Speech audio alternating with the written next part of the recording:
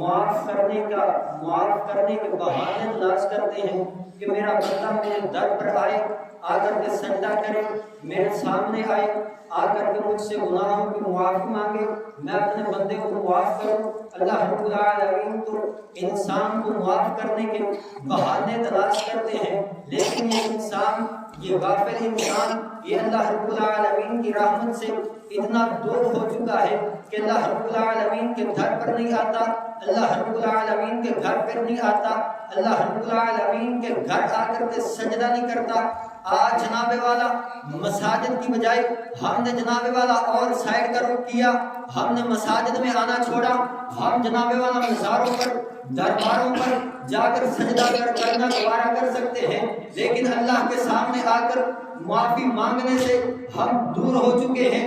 حالانکہ اللہ رب العالمین کو اعلان فرماتے ہیں کہ میرے در پر آؤ، میرے سامنے آ کر کے جھکو، لیکن یہ انسان، یہ مسلمان، کلمہ پڑھنے والا مسلمان، نام اللہ رب العالمین کا لیتا ہے، یہ جناب والا اور کسی کے در پر جا کر سجدتا ہے، یہ اپنی نظر بیان، نظر جناب والا اپنے نظر کسی اور کے سامنے جھکاتا ہے، اپنی نظر و نیاز اللہ کی بجائے غیر اللہ کے سامنے جناب والا پیش کرتا ہے۔ حالانکہ حق تو یہ بنتا کے سامنے آ کر کے جھکتا، پھر اللہ رب العالمین کے سامنے آ کر کے سجدہ کرتا، اپنے پیشانی کو اللہ کے سامنے آ کر کے جھکاتا۔ لیکن افسوس اس بات کا ہے کہ مسلمان ہونے کے ناطے کلمہ پڑھ کر کے انسان غیروں پر جائے، غیروں کے پاس جائے، جناب والا ان کے پاس جا کر کے تویز لے، ان کے پاس جا کر کے اپنی عزت کا ڈھانکا اور جناب والا اپنی عزت کا جنازہ، اپنے گھر والوں کی عزت کا جنازہ، میری ماں، بہن، بیٹی کا عزت کا جنازہ نکلوائے۔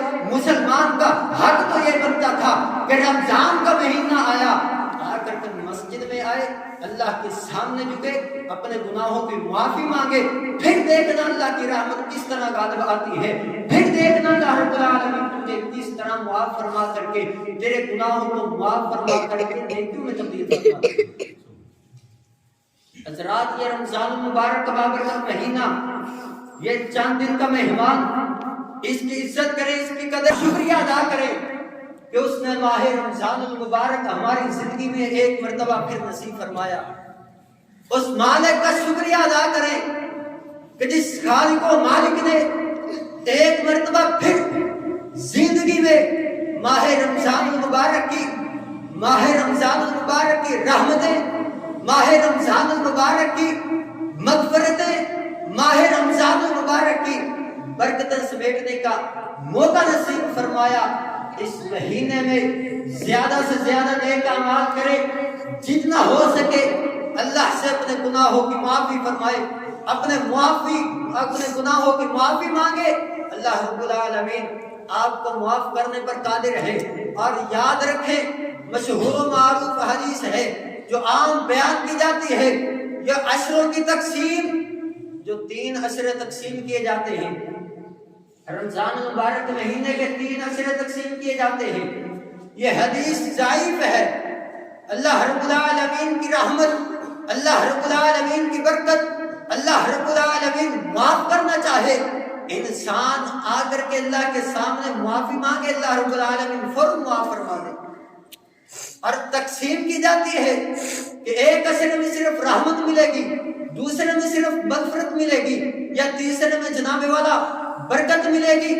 نا اللہ کی رحمت 24 گھنٹے میسر ہے، اللہ کی برکت 24 گھنٹے میسر ہے، اللہ کی مغفرت 24 گھنٹے میسر ہے۔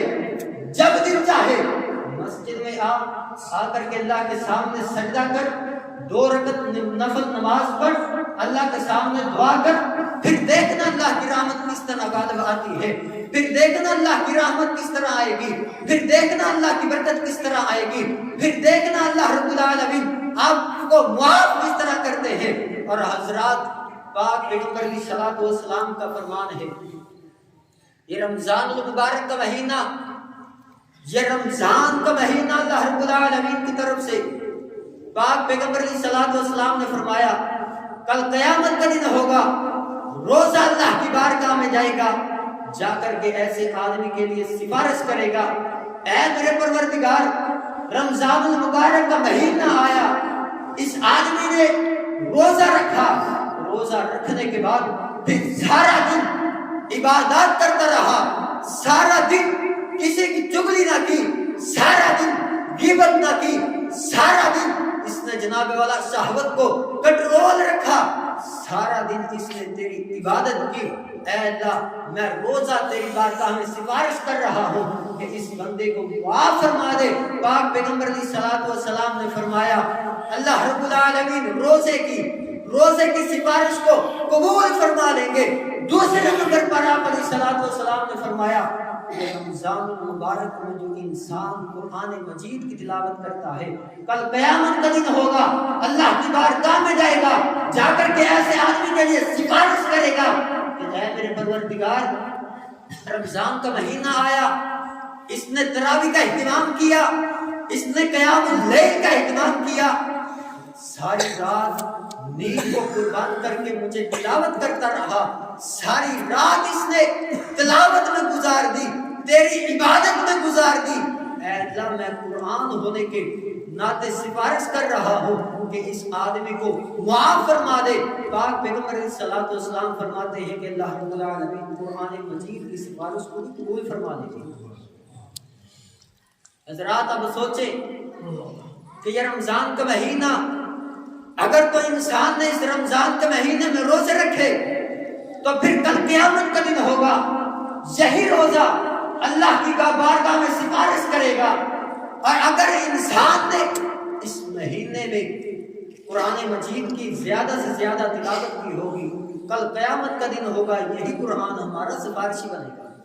اگر تو چاہتے ہو کہ قرآن اور رمضان ہماری سفارش کا ذریعہ بنے تو پھر آؤ رمضان کے روزے رکھیں، پھر رمضان المبارک کے بابرکت مہینے میں قرآن مجید کی زیادہ سے زیادہ تلاوت کریں، قرآن مجید کے ساتھ پیار کریں، قرآن مجید کے ساتھ دل لگائیں۔ پاک پیغمبر علیہ الصلوۃ والسلام مسجد نبوی میں تشریف لے کر کے آئے، صحیح حدیث ہے، آپ علیہ الصلوۃ والسلام نے منبر کی پہلی سیڑھی پر قدم رکھا، آپ نے آمین کہا، دوسری پر رکھا آپ نے آمین کہا، تیسری پر رکھا آپ نے آمین کہا۔ جبرائیل امین آپ کے پاس پیغام لے کر کے آئے، صحابہ کرام فرماتے ہیں حضور آج ہم نے نیا عمل دیکھا ہے، آج نیا طریقہ دیکھا ہے کہ آپ نے منبر کی پہلی سیڑھی پر قدم رکھا، آمین کہا، دوسری پر رکھا آمین کہا، تیسری پر رکھا آمین کہا۔ صحابہ کرام فرماتے ہیں حضور یہ کیا ماجرا ہے، یہ کیا معاملہ ہے؟ پاک پیغمبر علیہ الصلوۃ والسلام نے فرمایا آسمان سے جبرائیل امین اللہ رب العالمین کی طرف سے پیغام لے کر کے آئے کہ اے محمد صلی اللہ علیہ وسلم، نبی پاک علیہ الصلوۃ والسلام کے پاس آسمانوں سے پیغام آیا کہ حضور ایسے آدمی کو اللہ رب العالمین جہنم میں ڈالے، کس آدمی کو جس کی زندگی میں اس کے والدین زندہ تھے، جس کے والدین اس کی زندگی میں، ایسے انسان کی زندگی میں والدین بڑھاپے کی حالت میں جناب والا اس نے اپنے والدین کی عزت نہ کی، اپنے والدین کا احترام نہ کیا، اپنے والدین کی خدمت نہ کی، ایسے آدمی کو اللہ رب العالمین جہنم کا ایندھن بنا دے۔ جبرائیل امین نے آپ سے کہا کہ حضور آپ آمین کہیے، نبی پاک علیہ الصلوۃ والسلام نے آمین کہا۔ دوسرے نمبر پر جبرائیل امین اللہ رب العالمین کی طرف سے پیغام دے کر کے آئے کہ حضور اللہ رب العالمین کی طرف سے پیغام یہ ہے کہ جس کے سامنے آپ کا نام لیا جائے، آپ کا بابرکت نام لیا جائے، وہ آپ کا نام سن کر کے آپ پر درود نہ پڑے، ایسے آدمی کو اللہ رب العالمین جہنم میں ڈال دے۔ آپ آمین کہیے۔ پاک پیغمبر علیہ الصلوۃ والسلام نے آمین کہا۔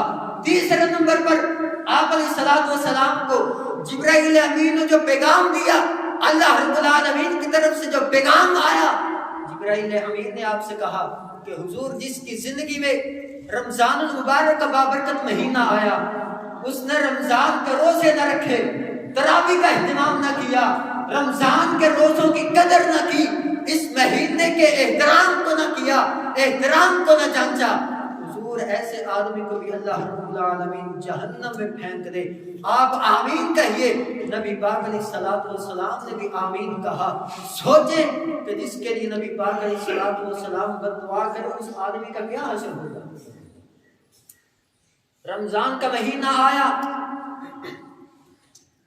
مسلمانوں کی روٹین وہی، جو مسلمان پہلے کرتے تھے وہی رمضان المبارک میں، کوئی پرواہ نہیں کہ رمضان کا بابرکت مہینہ، یہ چند دن کا مہمان ہمارے پاس اللہ کی طرف سے آیا۔ ایک مہمان انسان کی سے کے پاس جاتا ہے، یہ مہمان اللہ کی طرف سے آیا ہے۔ انسان کو اگر دعوت دی جائے نا، کہا جائے کہ بھئی رمضان کا مہینہ ہے، روزہ رکھو کرو، روزہ رکھو، روزے کا اجر بڑا ہے، اتنا اجر ہے کہ نماز پڑھو، نماز کا اجر فرشتے لکھتے ہیں، آپ صدقہ کریں، صدقے کا اجر فرشتے لکھتے ہیں، آپ کوئی نیکی کریں، اس نیکی کا اجر فرشتے لکھتے ہیں۔ لیکن یہ روزہ اتنا اجر ہے کہ اللہ رب العالمین نے اس روزے کا اجر اپنے فرشتوں کو نہیں بتلایا۔ اس روزے کا اجر اللہ فرماتے ہیں کہ اس بندے نے روزہ میرے لیے رکھا ہے، لہذا اس کا اجر میں خود ہوں۔ اب سوچیں کہ اللہ رب العالمین ایسے آدمی کو کتنا اجر عطا فرمائے گی۔ دعوت دی جائے، مولانا ابھی تو بڑی زندگی پڑی ہے، آئندہ سال روزے رکھیں گے، آئندہ سال دیکھ لیں گے، اے جان بٹھا اگلا کس بٹھا۔ یہی بات تھی جو آپ کے پیارے قبر میں چلے گئے ہیں، جو فوت ہو چکے ہیں، وہ بھی یہی کہتے تھے آئندہ سال رکھیں گے، نماز پڑھنی ہے کل پڑھ لیں گے، ابھی تو بڑی زندگی پڑی ہے، مولانا 60 سال کی زندگی ہے، 70 سال جینا ہے۔ تجھے کس نے کہا کہ 70 سال تو نے جینا ہے؟ تجھے کس نے جناب والا یہ گارنٹی دی ہے کہ تیری عمر 70 سال ہے؟ زندگی کا کوئی پتہ نہیں، زندگی کا بھروسہ نہیں۔ آخری رمضان سمجھ کر گزاریں، آخری رمضان سمجھ کر عبادات کریں، آخری رمضان سمجھ کر اس میں عبادات کریں، ایسی عبادات کریں کہ شاید کہ ہماری زندگی کا آخری رمضان ہو سکتا ہے کہ آئندہ سال ماہ رمضان کی ہمیں برکتیں نصیب نہ ہو سکتا ہے آئندہ رمضان ہمیں ماہ رمضان المبارک کی رحمتیں نصیب نہ ہو۔ اس طرح اس کی قدر کریں، رمضان المبارک کے مہینے میں اتنے زیادہ صدقہ خیرات کریں۔ پاک پیغمبر علیہ الصلوۃ والسلام جب ماہ رمضان کا مہینہ آتا تو آپ علیہ الصلوۃ والسلام تیز آندھی سے بھی زیادہ صدقہ خیرات کیا کرتے تھے۔ تیز آندھی سے زیادہ پاک پیغمبر علیہ السلام صدقہ خیرات کیا کرتے تھے۔ لیکن آج مسلمان صدقہ خیرات کرنے سے اتنے دور ہو چکے ہیں کہ ہمارا دل ہی نہیں کرتا کہ ہم اللہ کے راستے میں پیسے خرچ کریں۔ رمضان المبارک کے بابرکت مہینے میں ایک نیکی کا عام دنوں میں 10 گنا ثواب ملتا ہے، رمضان المبارک کے مہینے میں 70 گنا زیادہ ثواب ملتا ہے۔ حضرات، یہی قرآن ہے، یہی رمضان ہے کہ پاک پیغمبر علیہ الصلوۃ والسلام کے ایک صحابی نے خواب دیکھا، آ کر کے حضور علیہ الصلوۃ والسلام کو خواب سنایا کہ حضور میں نے خواب دیکھا ہے۔ خواب کیا دیکھا ہے کہ ایک آدمی ہے، وہ جناب والا شہید ہوا، اللہ کی راہ میں لڑتا جہاں پہ شہادت نوش کر گیا۔ شہادت بہت بڑا جناب والا مقام ہے، شہادت شہید ہونا بڑا اللہ کے ہاں مقام رکھتی ہے۔ لیکن ایک ایسا آدمی ہے جو شہید کے 1 سال بعد فوت ہوا ہے، وہ تبھی موت مرا ہے، وہ جناب والا جتنی اس کی لکھی تھی وہ اتنے اپنی گزار کر فوت ہوا ہے۔ پاک پیغمبر علیہ الصلوۃ والسلام کو جب بیان کیا گیا کہ حضور شہید بعد میں جنت میں گیا ہے، جو 1 سال بعد میں فوت ہونے والا ہے وہ شہید سے پہلے جنت میں گیا ہے۔ یہ کیا ماجرا ہے؟ آپ علیہ الصلوۃ والسلام نے تعبیر کی۔ حضور علیہ الصلوۃ والسلام نے فرمایا جو بعد میں آدمی فوت ہونے والا ہے وہ جنت میں اس لیے پہلے گیا ہے کہ شہید کے 1 سال بعد اس نے عبادات بھی کی ہیں، اس نے جناب والا اس کی زندگی میں माह रमजान मुबारक का महीना आया, उसने रमजान मुबारक के बाबरकत महीने की कदर की, रमजान मुबारक के बाबरकत महीने में रोजे रखे, इसका एहतराम किया, इसलिए वो शहीद से पहले जन्नत में गया। शहीद शहादत इतना बड़ा दर्जा है कि शहीद के जिस्म से टपकने वाला खून जमीन पे बाद में गिरता है, अल्लाह रब्बुल आलमीन उसकी जिंदगी के गुनाह पहले माफ फरमा देते हैं।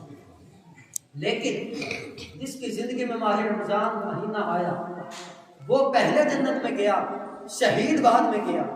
हजरात ये चंद दिन का मेहमान, इसकी कदर करें। रमजान मुबारक बाबरकत महीने को गनीमत जाने, जितना ज्यादा हो सके इसका एहतराम करें। रमजान मुबारक के बाबरकत महीने में कुरान मजीद की तिलावत करें जितना हो सके। अगर दुनिया में इज्जत चाहते हो, मुकाम चाहते हो, मर्तबा चाहते हो, कुरान मजीद की तिलावत करें। अल्लाह की इज्जत की कसम उठाकर कहता हूँ, अगर मुकाम चाहते हो, इज्जत चाहते हो, तो इस कुरान मजीद के साथ प्यार करें, इस कुरान मजीद के साथ दिल लगाएं। अल्लाह की कसम, अल्लाह रब्बुल आलमीन इज्जत भी अता करेंगे, मुकाम भी अता करेंगे, दुनिया में भी करेंगे, कल क़यामत वाले दिन जन्नत भी अता करेंगे। दलील, कुरान की वजह से इज्जत मिलती है, कुरान की वजह से मुकाम मिलता है। सहीह बुखारी की हदीस है, नबी पाक अलैहिस्सलातु वस्सलाम के पास एक कबीले के चंद आदमी आए, अभी नए नए मुसलमान हुए हैं, आकर के फरमाने लगे, हुजूर हम अभी नए नए मुसलमान हुए हैं, आप में से किसी को इमाम मुकर्रर कर दें। नबी पाक अलैहिस्सलातु वस्सलाम ने उस कबीले वालों से सवाल किया कि आप में से कोई कुरान का कारी है? सभी लोग खामोश हैं।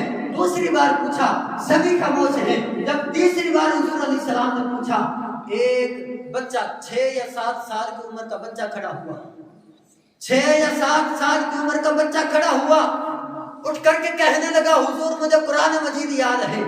आप अलैहिस्सलातु वस्सलाम ने फरमाया, तुझे कुरान मजीद कितना याद है?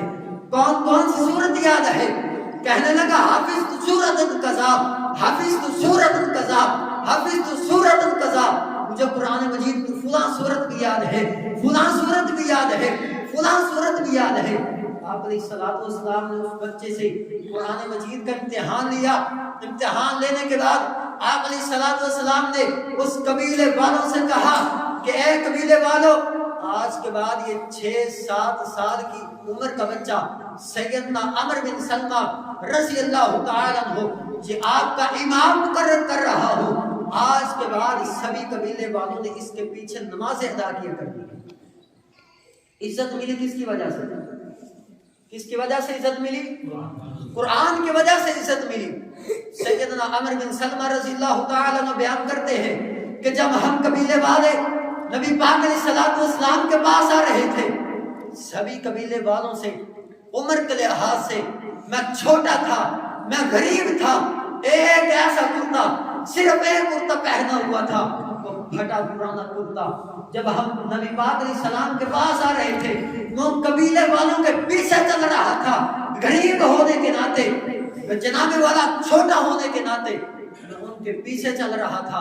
जब नबी पाक अलैहिस्सलातु वस्सलाम ने इमाम मुकर्रर किया, मुझे इमाम बनाया, सभी लोग मेरे पीछे चल रहे थे। इस कुरान की वजह से मैं उनके आगे आगे चल रहा था। कुरान की वजह से इज्जत मिल रही है, कुरान की वजह से बरकत, कुरान की वजह से मुकाम। आज कहा जाता है कि कुरान पढ़ने वालों का कोई मुकाम नहीं, कुरान पढ़ने वालों की कोई शान नहीं। ये तो जनाब ज़कात सदकात पर पलने वाले इन उलमाए किराम की क्या शान है, इनका क्या मुकाम है। आओ मैं आपका बतलाता हूँ। आप मस्जिद में आए और एक मसला समझाते जाओ। बच्चा जमात करवा सकता है, सहीह बुखारी की हदीस, ये दलील पेश करें। बच्चा छोटी उम्र का, ये शर्त नहीं है कि बच्चा बालिग हो फिर जमात करवाएगा। ये कानून नाफिज नहीं है कि बच्चे को जनाबे वाला नमाज के सभी मसाइल आएंगे तो फिर वो मुसल्ले का इमाम बनेगा। नबी पाक अलैहिस्सलातु वस्सलाम ने 6 या 7 साल की उम्र के बच्चे को मुसल्ले का वारिस बनाया। बच्चा जमात करवा सकता है। हजरात, नबी पाक अलैहिस्सलातु वस्सलाम, ये रमजान का महीना कहा जाता है कि उलमाए किराम की कोई शान नहीं, یہ زکات صدقات یہ فطرانے پر پلنے والے مولوی ان کی کیا شان ہے، ان کا کیا مقام ہے؟ آؤ میں آپ کو بتلاتا ہوں۔ آپ مسجد میں آئے، مانتا ہوں آپ امیر ہیں، مانتا ہوں آپ کے پاس دولت ہے، مانتا ہوں آپ جائیداد کے مالک ہیں، مانتا ہوں آپ کے پاس گاڑیاں بھی ہیں، میں سبھی مانتا ہوں کہ آپ کے پاس بنگلہ بھی ہے، جناب والا سبھی کچھ ہے، دنیا کا سبھی کچھ ہے، لیکن قرآن کی دولت تو نہیں ہے۔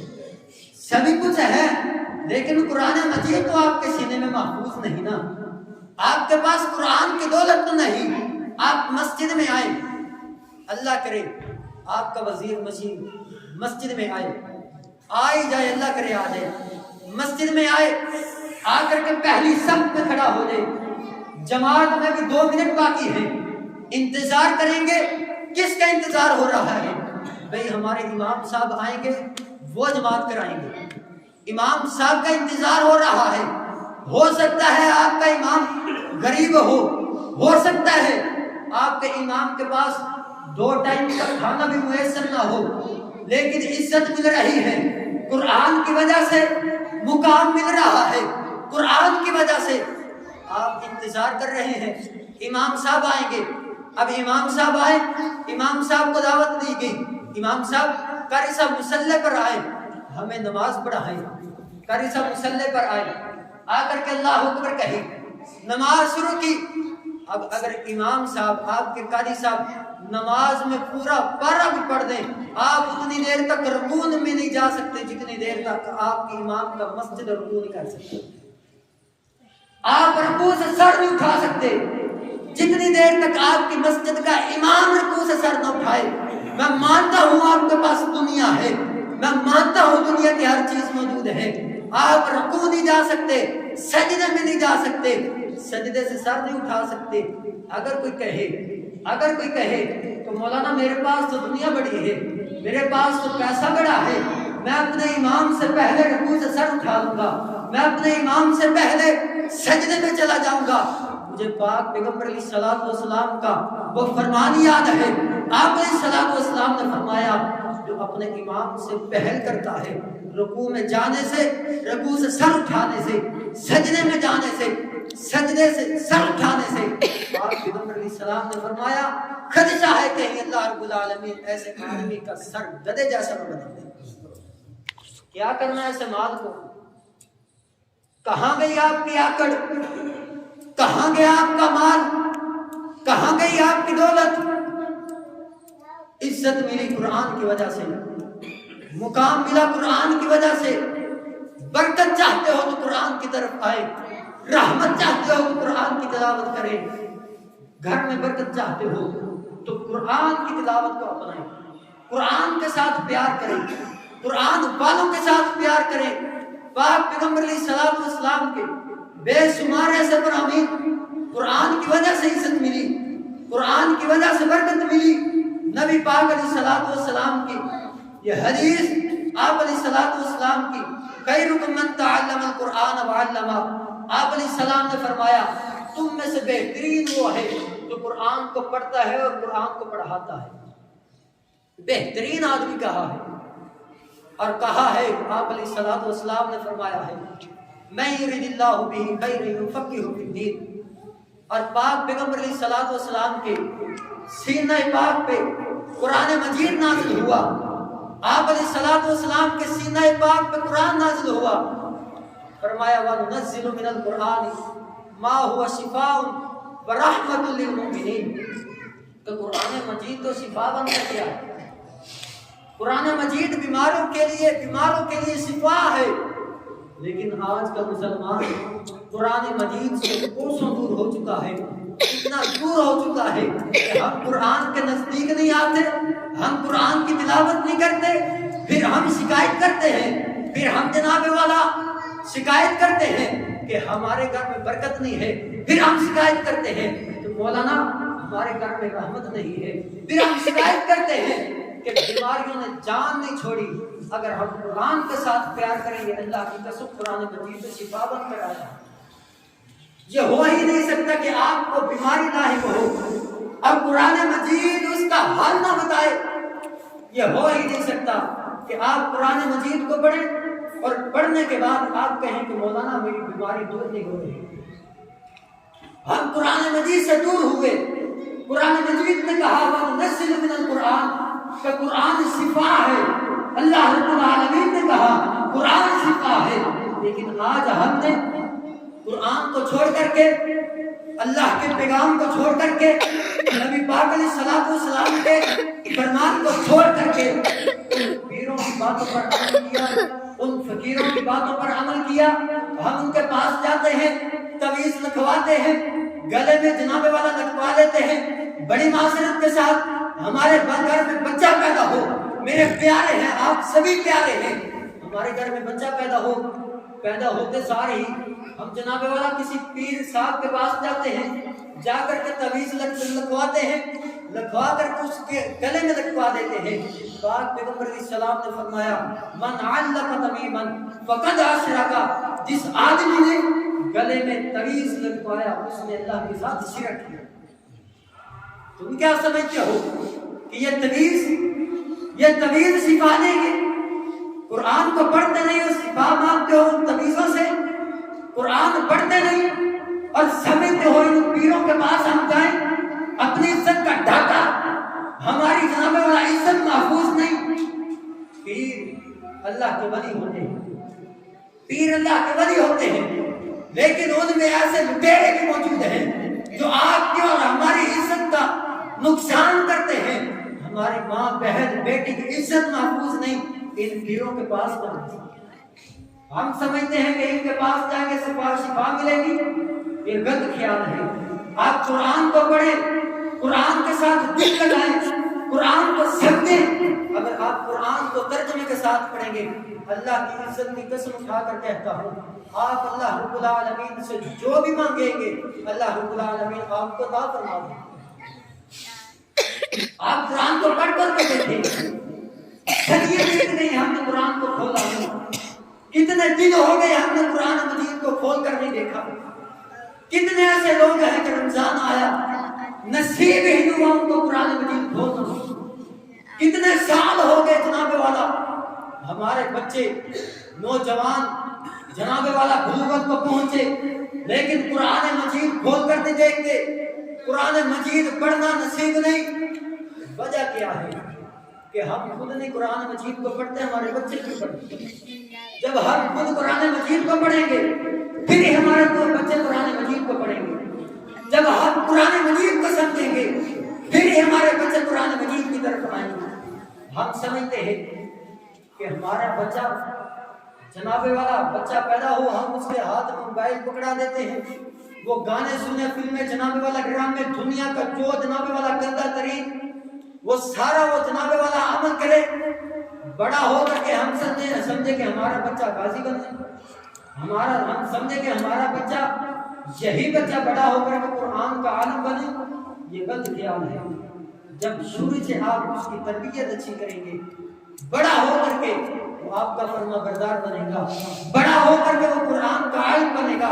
جب ہم قرآن کی طرف اسے ترغیب دلائیں گے، جب ہم قرآن مجید کی دعوت دیں گے، پھر یہ وہ جناب والا بڑا ہو کر عالم بنے گا، قرآن کا قاری بنے گا۔ ہم قرآن مجید سے اتنے دور ہو چکے ہیں کہ ہمیں قرآن مجید کا پتہ ہی نہیں، قرآن مجید کے معنوں کا پتہ نہیں۔ اگر میں آپ سے سوال کروں تو قرآن مجید، چلو قرآن مجید کے بعد میں سوال کروں کہ اشرا مبشرہ 10 صحابہ کرام کے نام سنائیں، اللہ معاذ کہ آپ میں سے کسی کو آتے ہو۔ اگر یہی سوال کہ اشرا مبشرہ کہا کسے جاتا ہے، شاید کہ کسی کو پتہ ہی نہ ہو کہ اشرا مبشرہ یہ 10 صحابہ کرام کو کیوں کہا جاتا ہے۔ وجہ کیا کہ ہم ہمارے دین کی طرف آئے نہیں، ہماری رغبت دین کی طرف نہیں ہے، ہم دین سے دور ہو چکے ہیں، قرآن مجید سے ہم اتنا دور ہو چکے ہیں۔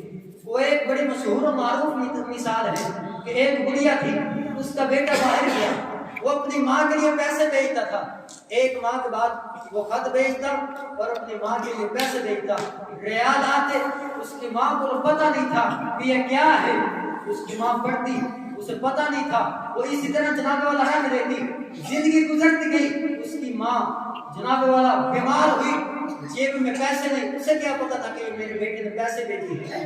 जिंदगी गुजरी, बीमार हुई, फोक हुई, जब उसके अजीजों अकारब आए, आकर के देखा कि इसका बेटा तो बाहर गया, क्या उसके बेटे ने जनाबे वाला पैसे नहीं भेजे अपनी माँ के लिए? जब देखा एक ट्रंक में पैसे का बड़ा पड़ा है, वो रियाल में उसका बेटा बाहर से भेजता था, उसकी माँ देखती थी, रख लेती थी। उसे क्या पता कि मेरा बेटा बाहर से पैसे भेज रहा है। ये कुरान अल्लाह की तरफ से आया है, कुरान अल्लाह की तरफ से आया है। हम कुरान से इतना दूर हो चुके हैं कि हमारी जिंदगी गुजर गई। हम कुरान मजीद को तर्जमे के साथ पढ़ना हमारे नसीब में नहीं है। कभी किसी ने सोचा हो कि कुरान मजीद तर्जमे के साथ पढ़े? किसी ने सोचा हो कि हम कुरान मजीद पढ़ते तो हैं, लेकिन कुरान मजीद हमें कहता क्या है? जब हम सोचेंगे, जब हम फिक्र करेंगे, फिर ही हम पढ़ेंगे। जब गौर फिक्र करेंगे, फिर आप दीन की तरफ आएंगे, फिर देखना आपकी जिंदगी में इनकलाब कैसे आता है, फिर देखना आपकी जिंदगी संवरती कैसे है। अगर मैं सवाल करूं ना आपको कि भाई आपके मोहल्ले में दुनिया का कोई लीडर आया है, कोई बड़ा सियासी लीडर आया है, आप सभी को अगर सारा दिन जलील होना पड़े ना उसकी तकरीर सुनने के लिए, आप जलील होंगे। लेकिन बड़ी माजरत के साथ अगर यही दावत दी जाए कि भाई आप 1 घंटा निकाल करके रात के वक्त क़याम करें, अल्लाह के सामने आए, मस्जिद में आए, किसी भी मस्जिद में चला जाए, सिर्फ 1 घंटा, ज्यादा से ज्यादा 1.25 घंटा नमाज तरावी का इत्मीम करें, आगे से दुआ नहीं आता है। हम दुनियादारों के पीछे तो लग सकते हैं, उनके जनाब वाला तौर तरीके पर अमल कर सकते हैं, लेकिन हम कुरान पर अमल नहीं कर सकते। आखिरी बात मेरा सुनो, आप सभी बैठे हैं, अगर मैं आप में से किसी को कहूं कि आप खड़ा होकर के दुनिया के किसी सियासतदान का नाम बताएं, उसकी जनाब वाला हिस्ट्री सुनाएं, उसके बुजुर्गों तक आप सभी हिस्ट्री सुना दें। आपने याद की है, आपने पढ़ी है, लेकिन यही अगर मैं सवाल करूं किसी बच्चे से कि किसी जनाबे वाला क्रिकेटर का ये PSL मैच हुआ है, अगर मैं सवाल करूं कि जनाबे वाला कौन कौन सी टीम में कौन से खिलाड़ी थे, आप सभी का नाम बता देंगे, कितने ओवर किसने, सारा आप बता देंगे। लेकिन अगर मैं यही सवाल अपने मौजू की तरफ लेकर के आऊं, आप में से किसी को, सभी में से कोई आदमी खड़ा होकर के कुरान मजीद की सूरतों के नाम सुना दे, कुरान मजीद की सूरतों के नाम सुना दे, मैं तालिब इल्म अपनी जेब से 500 रुपया का इनाम दूंगा। कोई मर्द मुजाहिद हाथ खड़ा करे, कोई मर्द मुजाहिद, कोई हिम्मत करे नौजवान कुरान मजीद की सूरतें सुनाने का। लेकिन जब कुरान मजीद की बारी आती है, हम खामोश हो जाते हैं, हमारे सर झुक जाते हैं शर्म की वजह से। वजह क्या है कि ना हम खुद कुरान पढ़ते हैं, ना हमारी औलाद ने कुरान पढ़ा है। हम कुरान से इतने दूर हो चुके हैं कि हमें कुरान के मानी का नहीं पता। आप में से अलिफ लाम मीम कुरान के इन मानों का नहीं आप किसी को पता होगा, हरूफ तहज्जी का किसी को मानों का नहीं पता होगा। अल्लाह से दुआ है कि अल्लाह पाक अमल करने की तौफीक अता फरमाए, कुरान पर, हदीस पर अमल करने की तौफीक अता फरमाए। अल्लाह रब्बुल आलमीन कुरान वाला, हदीस वाला बनाए, कुरान पर, नबी पाक अलैहिस्सलातु वस्सलाम के तरीके पर अमल करने की तौफीक अता फरमाए।